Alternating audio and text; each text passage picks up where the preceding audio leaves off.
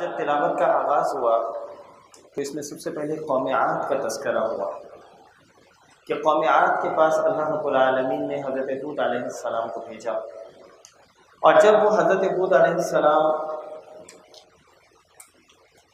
نے ان کو دعوت دی تو یہ جو قوم تھی یہ ان کی دعوت کو مانتی نہیں تھی، انکاری تھی، دعوت کی انکاری تھی۔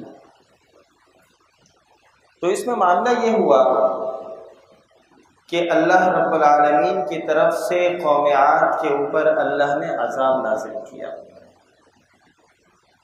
اس کے بعد قوم سمود کا تذکرہ ہوا۔ قوم سمود کے پاس اللہ تعالی نے حضرت صالح علیہ السلام کو بھیجا۔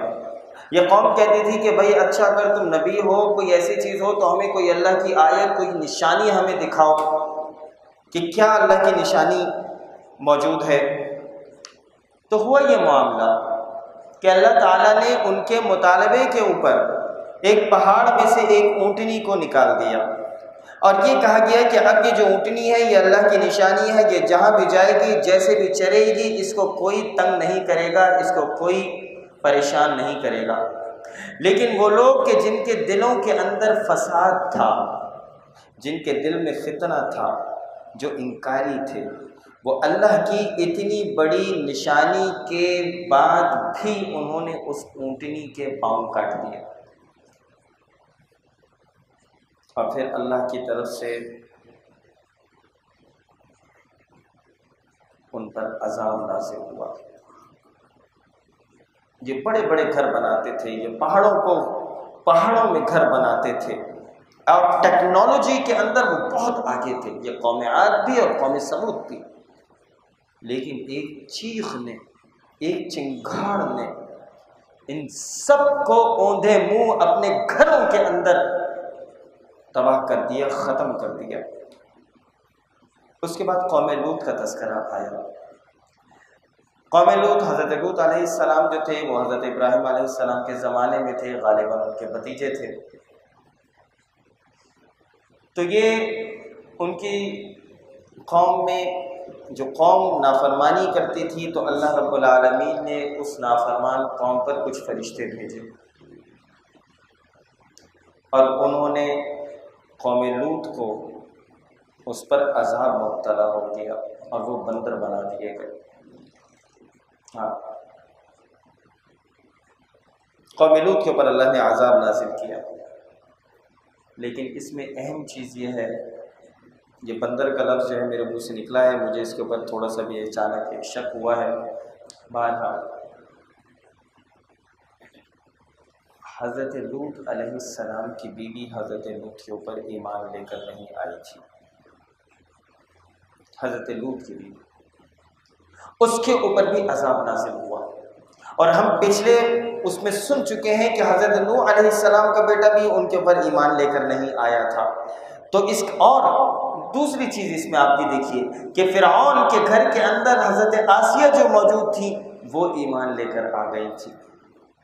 تو یہ جو ایمان لانے کا معاملہ ہے یہ اللہ کے ہاتھ میں ہے، وہ جس کو چاہتا ہے راہ ہدایت عطا فرما دیتا ہے، اور جس کو چاہتا ہے وہ ذلیل اور رسوا کر دیتا ہے۔ یہ ہدایت اللہ کے ہاتھ میں ہے۔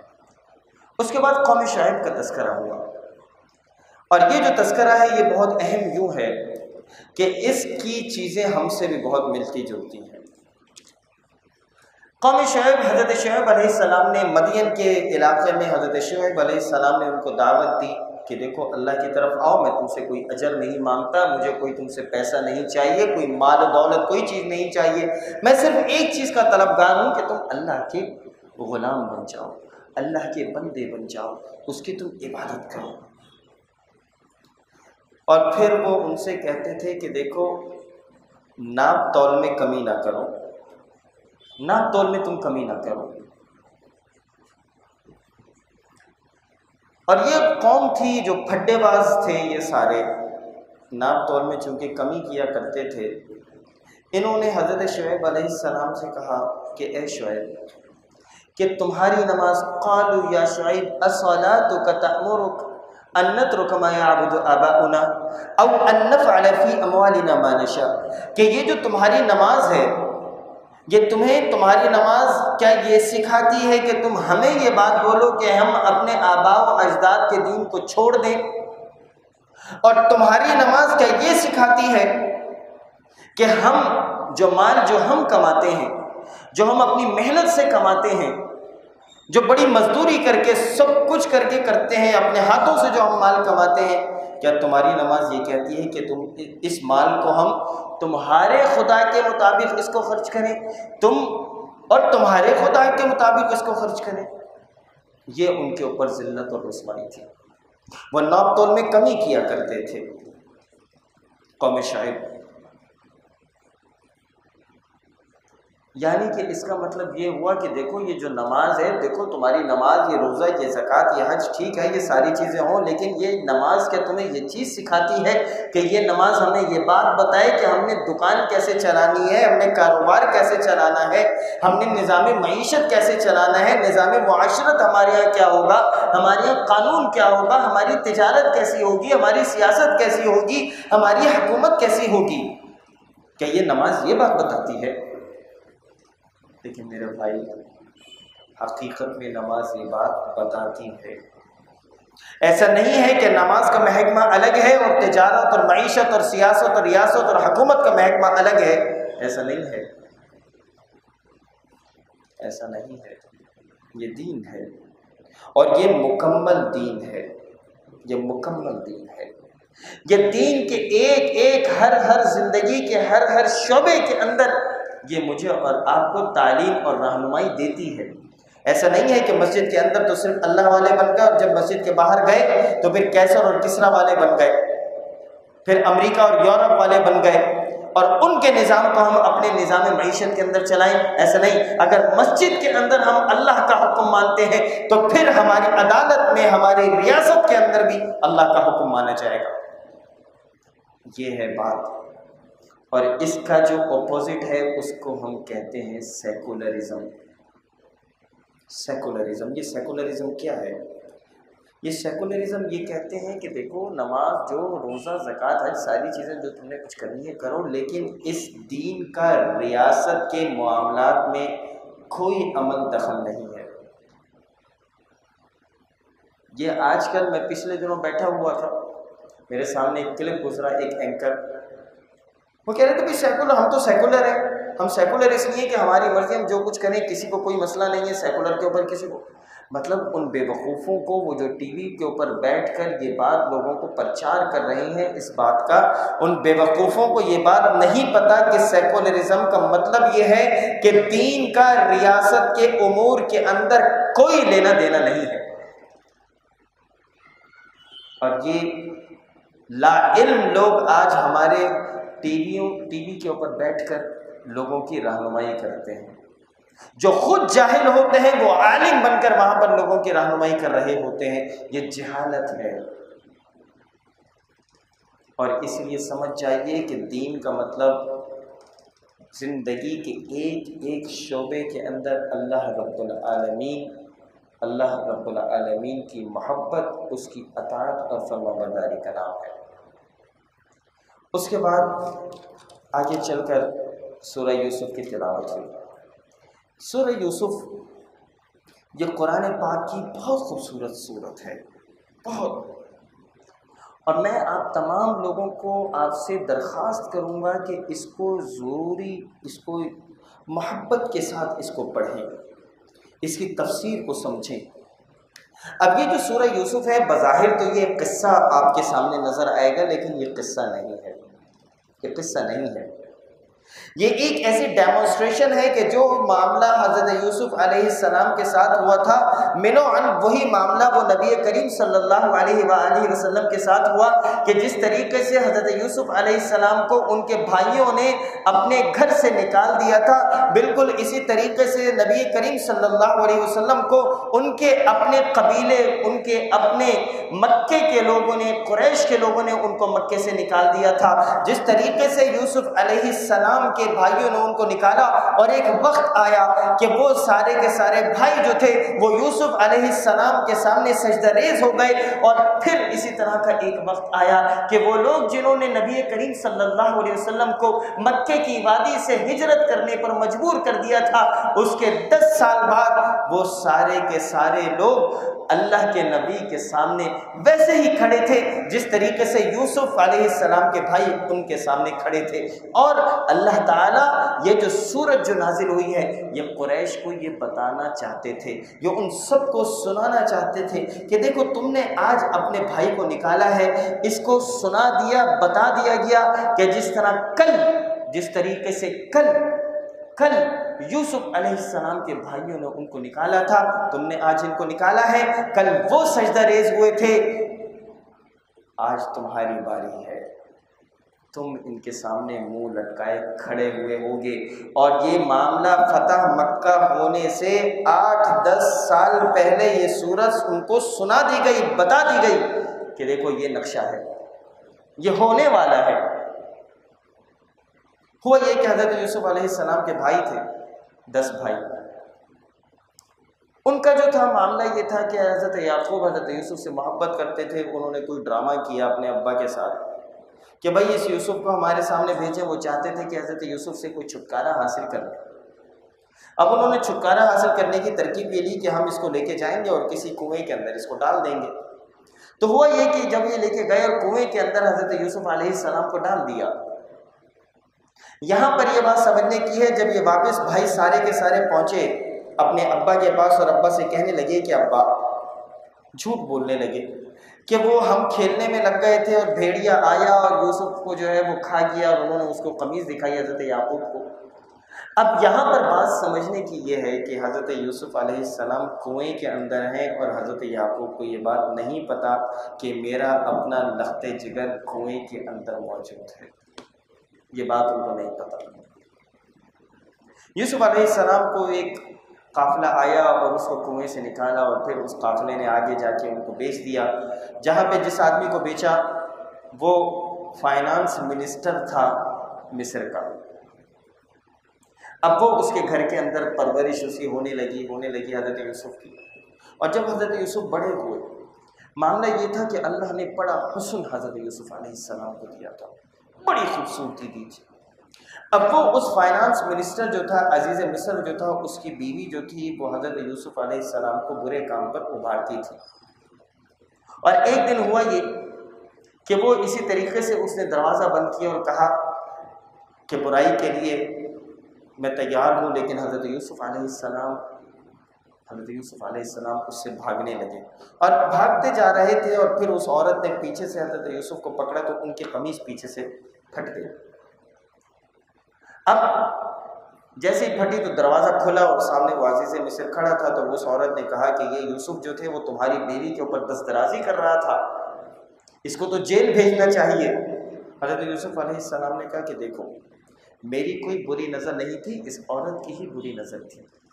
پھر یہ معاملہ کسی سے پوچھوایا گیا تو اس آدمی نے، کسی جو حکمت والا آدمی تھا، اس نے کہا کہ دیکھو اگر قمیض آگے سے پھٹی ہوئی ہے، قمیض اگر آگے سے پھٹی ہوئی ہے تو یوسف علیہ السلام نے دست درازی کی ہے، اگر قمیض پیچھے سے پھٹی ہے تو عورت نے دست درازی کی ہے۔ تو جب یہ دیکھا گیا کہ قمیض کہاں سے پھٹی ہے تو وہ پیچھے سے پھٹی تھی، تو اس عزیز مصر کو بھی یہ بات پتہ چل گئی کہ معاملہ اس عورت نے کیا ہے۔ بہرحال پھر اس عورت نے، مشہور ہو گیا کہ یہ عورت دیکھو اپنے ہی گھر کے اندر ملازم کے ساتھ، اپنے ہی گھر کے فرد کے ساتھ اس طریقے سے کام کرتی ہے۔ اس عورت نے اپنی دوستوں کو بلایا اور کہا کہ دیکھو تم سب یہاں پر بیٹھو، اور پھر حضرت یوسف علیہ السلام کو ان کے سامنے سے گزروایا، ان عورتوں کے ہاتھوں میں چھری دے دی، اور جس وقت حضرت یوسف علیہ السلام کو وہاں سے گزروایا تو انہوں نے اپنے ہاتھوں کو کاٹ لیا۔ اب وہ ساری عورتیں کہنے لگی کہ یہ کوئی فرشتہ صرف انسان ہے، کوئی فرشتہ ہے۔ اب یہاں پہ یہ معاملہ ہوا کہ خود حضرت یوسف نے کہا کہ اے اللہ، اس سے بہتر یہ ہے کہ میں جیل ہی چلا جاؤں، اس آزمائش سے بہتر ہے، یہ جو آزمائش میرے اوپر مسلط ہے۔ اب یوسف تھے، نبی تھے، وہ چاہتے تھے کہ اے اللہ تو مجھے اس آزمائش سے نکال دے۔ جیل چلے گئے۔ جیل میں 2 وہاں پہ زندان کے ساتھی تھے۔ جیل میں جو 2 ساتھی تھے، جو 2 ان کے ساتھی تھے، ان کو خواب آیا۔ ایک جو تھا وہ شراب کشید کر رہا ہے، اور دوسرا جو ہے اس کے سر پر روٹیاں ہیں اور پرندے آ کے اس کے سر کی روٹیاں نوچ رہے ہیں۔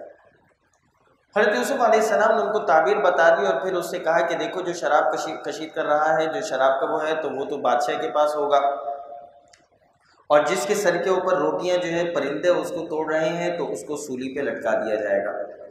پھر وہ آدمی کہ جس نے بادشاہ کے پاس جانا تھا اس سے کہا کہ دیکھو جب تم قید سے نکل کر باہر جاؤ گے تو پھر بادشاہ کو میرے حوالے سے بھی بتا دینا۔ اب جب وہ قید سے نکل کے گیا تو اسے بھول گیا۔ اچانک بادشاہ کو ایک رات کو خواب آیا، اب اس خواب کی تعبیر کے لیے سارے سلطنت سے لوگوں کو بلوایا گیا، لیکن یہ جو آدمی جو جیل کے اندر جس کو تعبیر پتہ چلی تھی، اس نے بادشاہ سے کہا کہ ہاں میں اس کی تعبیر جو ہے میں آپ کو بتا دیتا ہوں۔ وہ حضرت یوسف علیہ السلام کے پاس آیا، لیکن یہاں پر جو بات سمجھنے کی ہے وہ ایک چیز جو بڑا اہم نکتہ ہے وہ کیا ہے؟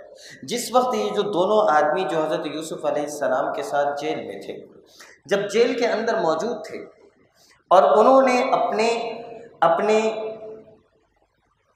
اپنے خواب انہوں نے بتائے، تو حضرت یوسف علیہ السلام نے خواب کی تعبیر بتانے سے پہلے ان کو ایک دعوت دی۔ یہ نکتہ سمجھیں آپ کہ اس سے پہلے کہ وہ ان کا کام کرتے، انہوں نے کہا کہ یا صاحب السجن ارباب متفرقون خیر ام اللہ الواحد القہار، اے میرے زندان کے ساتھیوں، کیا یہ بہتر ہے کہ بہت سارے خداؤں کو پوجا جائے یا ایک اللہ واحد القہار کی عبادت کرنا بہتر ہے؟ ابھی انہوں نے ان کو خواب کی تعبیر نہیں بتائی، ان کا کام نہیں بتایا، لیکن اس سے پہلے انہوں نے دین کی دعوت ان کے سامنے رکھ دی۔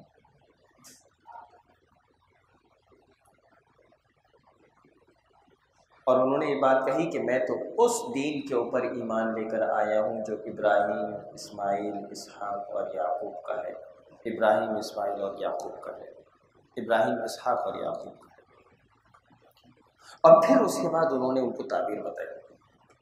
یہ جب زندان کے لوگ باہر چلے گئے، ایک سولی پہ لٹک گیا اور دوسرا بادشاہ کے پاس آیا۔ بادشاہ کو جب خواب آیا اس نے بادشاہ کو بتایا کہ تعبیر کے لیے مجھے یوسف سے ملنا ہے۔ اب جب وہ یوسف علیہ السلام کے پاس آئے، وہ آیا آدمی، تو یوسف علیہ السلام نے اس چیز سے پہلے کہ کوئی معاملہ ہوتا انہوں نے اس کو تعبیر بتائی۔ وہ آدمی بادشاہ کے پاس گیا، اس نے بادشاہ کو تعبیر بتائی، اور بادشاہ نے پھر کہا کہ اب یوسف کو میرے پاس لے کر آؤ۔ اب اس سے پہلے کہ یوسف علیہ السلام اس جیل سے باہر نکلتے، انہوں نے بادشاہ سے یہ بات پوچھی کہ پہلے یہ بات سب کو بتاؤ کہ میں جس وجہ سے جیل کے اندر ہوں، میرے اوپر جو تہمت ہے عورتوں والی، اس تہمت کا کیا ہوا؟ یعنی کہ اپنے اوپر سے وہ جو تہمت تھی اس کو پہلے اس موقع پہ کیا ہوا کہ وہ ساری عورتیں جنہوں نے یہ تہمت کا معاملہ کیا تھا، اور خاص طور پہ وہ عزیز مصر کی بیوی بھی، اس نے بھی یہ کہا کہ حقیقتاً ہم ہی وہ لوگ تھے جنہوں نے ان کو بہلانے اور پھسلانے کی کوشش کی تھی۔ اب یہاں پر جو حضرت یوسف نے جو الفاظ ادا کیے، 13ویں پارے کی پہلی آیت، وَمَا أُبَرِّئُ نَفْسِي، کہ دیکھو میں اپنے نفس سے بری نہیں ہوں۔ یہ نفس جس وقت یہ معاملہ ہو رہا تھا، یہ نفس کیا تھا؟ ان النفس لأمارۃ بالسوء، در حقیقت یہ جو نفس ہے یہ برے کاموں کے اوپر ابھارتا ہے، یہ سب کچھ کرتا ہے، یہ دعوت دیتا ہے۔ تو حضرت یوسف علیہ السلام یہ بتانا چاہ رہے تھے کہ جس وقت پورے دربار کے اندر ان کی پاک دامنی کی، ان کی عفت، ان کی آبرو اور ان کی عزت کا اعلان ہو رہا تھا، اور چاروں طرف یہ اعلان ہو رہا تھا کہ حضرت یوسف علیہ السلام پاک اور صاف ہیں، اس وقت حضرت یوسف علیہ السلام کے الفاظ جو ادا ہوئے کہ دیکھو یہ پاک دامنی اور یہ طہارت، یہ اس میں میرا کمال نہیں ہے۔ وما ابرئ نفسی، یہ جو نفس ہے، یہ نفس کیا ہے؟ ان النفس لامارۃ بالسوء، یہ نفس در حقیقت برائی کی طرف ہمیشہ پکارتا ہے، برائی کی طرف بلاتا ہے، برائی کی طرف دعوت دیتا ہے۔ یہ اگر میں بچ گیا ہوں، کوئی بات ہو گئی تھی تو الا ما رحم ربی، یہ میرے رب کا مجھ پر رحم تھا جس کی وجہ سے میں بچ گیا، نہیں تو میں کسی اس میں نہیں تھا۔ یہ ذرا دیکھیں تو صحیح، کہ وقت کا نبی ہے، اس کے باوجود وہ اپنے میں کے اوپر نہیں ہے کہ میں بچ گیا، نہیں، اگر میں بچا تو اس نے مجھے بچا لیا، اس نے توفیق دی، یہ اس کا فضل تھا کہ میں بچ گیا۔ اس کے بعد حضرت یوسف علیہ السلام جب دربار میں گئے تو انہوں نے کہا بھئی ہماری تم کوئی ملازمت؟ تو اس نے کہا نہیں ملازمت تو نہیں۔ انہوں نے کیا کہا؟ اجعلنی علی خزائن الارض۔ وہ جو بادشاہ کو خواب آیا تھا، وہ خواب یہ تھا کہ سلطنت کے اندر قحط آنے لگا ہے، قحط آئے گا، تو اب بادشاہ چاہتا تھا کہ حضرت یوسف علیہ السلام اس کے معاملات میں اس کو ہیلپ آؤٹ کریں۔ تو حضرت یوسف علیہ السلام نے یہ بات بولی کہ اجعلنی علی خزائن الارض، کہ یہ جتنی بھی فائنانس منسٹری ہے، تمہارے جو خزائن ہیں، جتنے بھی تمہارے سلطنت کے اندر مال دولت کے جتنے بھی انبار ہیں، ان ساری چیزوں کے اوپر مجھے منسٹر بنا دو، یہ ساری چیزیں میرے ہاتھ میں دے دو۔ انی حفیظ علیم، میں حفاظت کرنے والا بھی ہوں اور میں جاننے والا بھی ہوں، میرے پاس دونوں چیزیں ہیں، میں آنیسٹ بھی ہوں اور میں ایفیشینٹ بھی ہوں۔ آپ میری بات سمجھ رہے ہیں کہ وقت کے نبی کہ جن کے پاس یہ مہارت تھی، جن کے پاس یہ صلاحیت تھی، انہوں نے اس چیز کا اعلان کیا کہ تمہیں دیکھو اس مشکل سے نکالنے کے لیے میرے پاس یہ ایجنڈا موجود ہے، میں تمہیں اس مشکل سے نکال سکتا ہوں۔ تو اس جگہ سے یہ بات آتی ہے کہ ہر سول سرونٹ، یہ بات سمجھ لیجیے، ہر آدمی اس میں دو چیزیں ہونی چاہیے، ایک تو وہ آنیسٹ ہو اور ایک وہ ایفیشینٹ ہو، یہ دو چیزیں اس کے اندر ہونی چاہیے۔ اس کے بعد آگے چل کر یہ بات ہوئی کہ جب یہ قحط کا معاملہ ہوا، وہ آئے ان کے بھائی اور ان کو غلہ دیا گیا، اور پھر وہ ایک سلسلہ بنا، اور پھر اس کا آخر یہ ہوا کہ یہ سارے بھائی جب آئے غلہ لینے کے لیے، تو پہلی دفعہ جب ان کو غلہ ان کو دیا گیا، یہ بہت دور سے آئے، کنعان سے مصر کی طرف آئے، ان کو حضرت یوسف علیہ السلام پہچان لیا انہوں نے کہ یہ میرے بھائی ہیں، ان کو انہوں نے غلہ بھی بڑا اچھے طریقے سے دیا، اور ان کے جو پیسے تھے غلہ خریدنے کے وہ واپس ان کے سامان میں ڈال دیے۔ جب وہ گھر پہنچے اور ان سے کہا کہ اگلے سال جب آنا تو وہ جو تمہارا ایک اور بھائی ہے بنیامین، اس کو لے کر آنا۔ یہ وہ بھائی تھا کہ جو حضرت یوسف کا بھائی تھا، جو ایک ماں سے تھا۔ حضرت یعقوب کی دو بچے جو تھے وہ ایک ماں سے تھے، باقی جو 10 تھے وہ دوسرے، تو وہ جو 10 تھے تو وہ ان دونوں کے ساتھ ان کو کوئی حسد تھا، تو حضرت یوسف علیہ السلام کو تو وہ کنویں کے اندر پھینک چکے تھے، وہ جو دوسرا بیٹا تھا اس کو حضرت یعقوب چھوڑتے نہیں تھے۔ اب جب یہ غلہ لے کر جانے لگے تو حضرت یوسف علیہ السلام نے ان سے کہا کہ دیکھو اگلے سال جب آنا تو اپنے وہ والا جو بھائی، اپنے بھائی کو لے کر آنا، اپنے ایک بھائی کو جو تمہارے پاس گھر پر موجود ہے اس کو لے کر آنا، اور اس کا ہم ایکسٹرا تمہیں غلہ دیں گے۔ اب جب اگلی دفعہ اگلے سال آنے لگے تو اپنے باپ سے کہا کہ اس بھائی کو ہمارے ساتھ بھیج دیں۔ باپ نے کہا کہ تم نے یوسف کے ساتھ بھی معاملہ کیا تھا، تم اس کے ساتھ بھی کوئی معاملہ کرو گے۔ بہرحال باپ نے ان کو بھیج دیا۔ یہاں پہ حضرت یوسف علیہ السلام جب ان کے بھائی آ گئے تو انہوں نے اپنے بھائی کو الگ سے بلا کر ساری کہانی بتا دی کہ اب میں یہ کروں گا کہ غلے کے اندر سامان کو رکھ دوں گا، اور جس کے بعد تمہیں میں اپنے پاس روک لوں گا اور پھر بھائیوں کو واپس بھیج دوں گا۔ تو وہ یہ کہ جب یہ اگلی دفعہ غلہ لے کر جانے لگے تو اعلان کرنے والے نے اعلان کیا کہ حکومت کا ایک پیالہ جو ہے وہ کھو گیا ہے۔ وہ پیالہ کہاں ہے؟ جس کے غلے میں سے پیالہ نکلے گا وہ آدمی جو ہے وہ یہاں پر رہ جائے گا، ہم اسے گرفتار کر لیں گے اور باقیوں کو بھیج دیں گے۔ بات سمجھ میں آنے والی تھی۔ ان بھائیوں نے کہا ہم تو چور تو ہیں نہیں۔ اب غلے کی تلاشی ہوئی تو وہ جو بنیامین جو تھا جس کو حضرت یوسف روکنا چاہتے تھے، اس کے غلے کے اندر سے وہ پیالہ نکل آیا۔ اب وہ باقی سارے بھائی حضرت یوسف کے سامنے کہنے لگے کہ اس کا بھائی جو یوسف تھا نا، وہ بھی چور تھا، یہ بھی چور۔ اب حضرت یوسف سن بھی رہے ہیں اور دکھ بھی ان کو ہو رہا ہے کہ آج بھی میرے بھائیوں کے اندر سے وہ چیز نہیں گئی۔ بہرحال یہ واپس جاتے ہیں اور معاملہ پھر آگے چلتا ہے کہ جب وہ آتے ہیں غلہ لینے کے لیے تو پھر حضرت یوسف علیہ السلام کے سامنے کہتے ہیں کہ یا ایھا العزیز، یا ایھا العزیز مسنا واہلنا الضر وجئنا ببضاعۃ مزجاۃ اوف لنا الکیل وتصدق علینا۔ ہم پریشانی کے عالم کے اندر ہیں، بڑی نکبت کے عالم میں ہیں، مصیبت کے اندر ہیں، بہت غربت میں ہیں۔ اے عزیز مصر، اے مصر کے بادشاہ، اے فائنانس منسٹری کو چلانے والے، تو ہمارے اوپر تھوڑا رحم کر دے، ہم پر تھوڑا صدقہ کر دے۔ اوفی لنا الکیل، ہمارے جو جتنے بھی برتن ہیں، جو ہمارا غلہ ہے، اس میں ہمیں اچھی طریقے سے ہمیں غلہ دے، وتصدق علینا، اور تھوڑا کچھ بڑھا کر ہمیں دے دے۔ حضرت یوسف علیہ السلام نے ان کو پھر بتایا کہ میں تمہارا بھائی ہوں، وہ یوسف ہوں کہ جس کو تم نے کنویں کے اندر ڈال دیا تھا۔ اب جب یہ بھائی جانے لگے تو حضرت یوسف علیہ السلام نے اپنا کرتا ان بھائیوں کے حوالے کر دیا کہ جانا اور ابا کو کہ جو میری جدائی کے اندر جن کی آنکھیں ختم ہو گئی ہیں، اس کرتے کو میرے والد کے چہرے پہ لگانا۔ اب یہاں سے کرتا روانہ ہوا ہے مصر سے کنعان کی جانب، اب یہ سینکڑوں میل دور، اب یہاں سے کرتا روانہ ہوا ہے تو باپ کو وہاں پر خوشبو آتی ہے اور باپ کہتا ہے کہ مجھے یوسف کی خوشبو آ رہی ہے۔ تم کہو گے کہ یوسف کی جدائی کے اندر بڈھا دیوانہ ہو گیا ہے، الفاظ اسی طریقے سے ہیں کہ یوسف کی جدائی کے اندر یہ بوڑھا دیوانہ ہو گیا ہے، لیکن مجھے تو یوسف کی خوشبو آ رہی ہے۔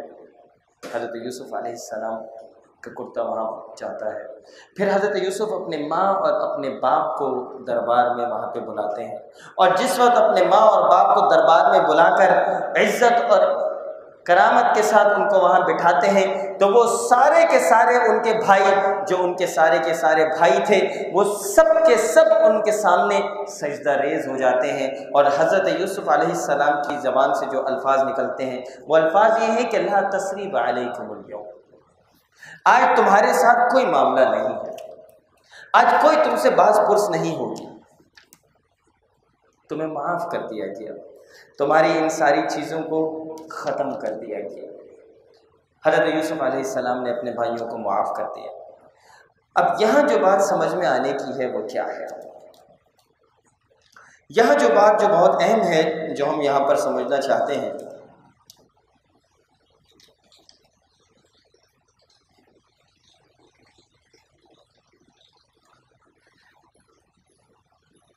کہ یہ تو حضرت یوسف علیہ السلام کے ساتھ معاملہ ہوا، بالکل اسی طریقے کا معاملہ کہ وہ جو قریشی تھے جنہوں نے نبی کریم صلی اللہ علیہ وسلم کو تنگ کر کر کے پریشان اور مصیبتیں لا کر ان کو مکے سے ہجرت کرنے پر مجبور کر دیا، اور ان کو اپنا گھر چھوڑنا پڑا، اور نبی کریم صلی اللہ علیہ وآلہ وسلم اپنا گھر چھوڑنے کے بعد مدینے کی طرف چلے گئے، اور جب مدینے میں وہ رہ بھی رہے ہیں تو اس وقت مدینے کے اندر ان کو تنگ کیا جا رہا ہے۔ غزوہ بدر ہوا، غزوہ احد ہوا، غزوہ خندق ہوا، بار بار مدینے کے اوپر چڑھائی ہو رہی ہے۔ ان کا اپنا بھائی تھا، ہونا تو یہ چاہیے تھا کہ قریش والوں کو کہ نبوت ملی تھی اللہ کے نبی صلی اللہ علیہ وسلم کو، تو قریش والے ان کو سپورٹ کرتے، ان کی مدد کرتے، ہونا تو یہ چاہیے تھا، لیکن کیا ہوا؟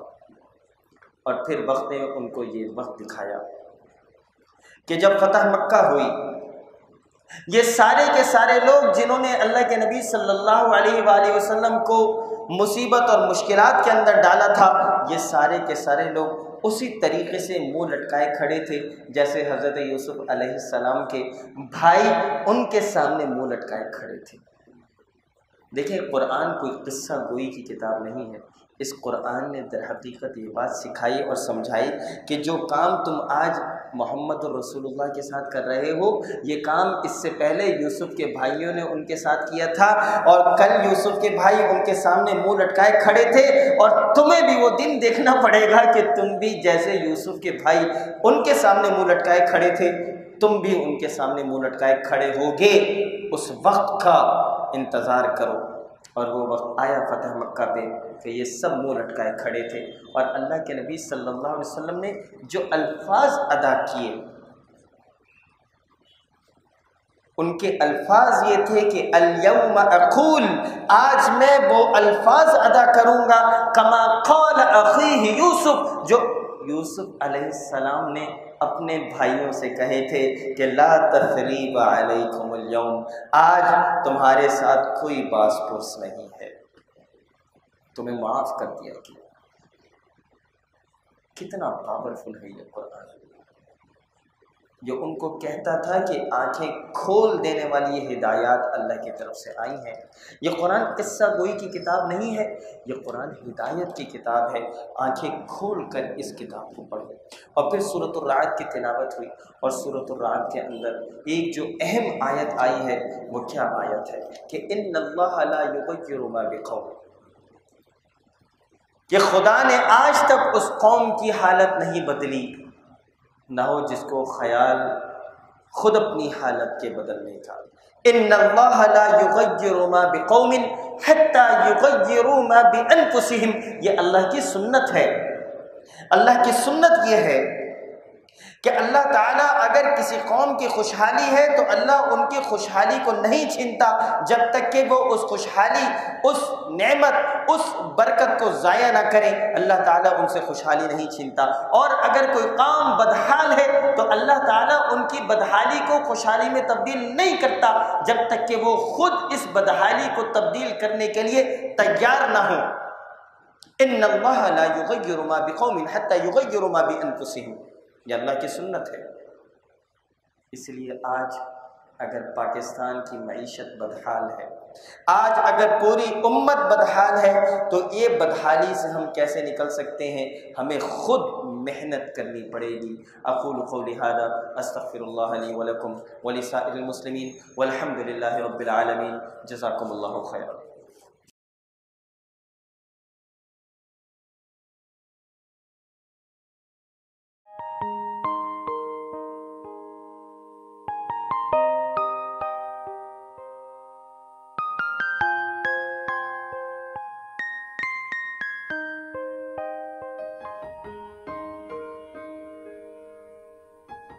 Thank you for watching. You can follow us on given links and subscribe our channel for more information. The Redolent. We are your promotional bridge.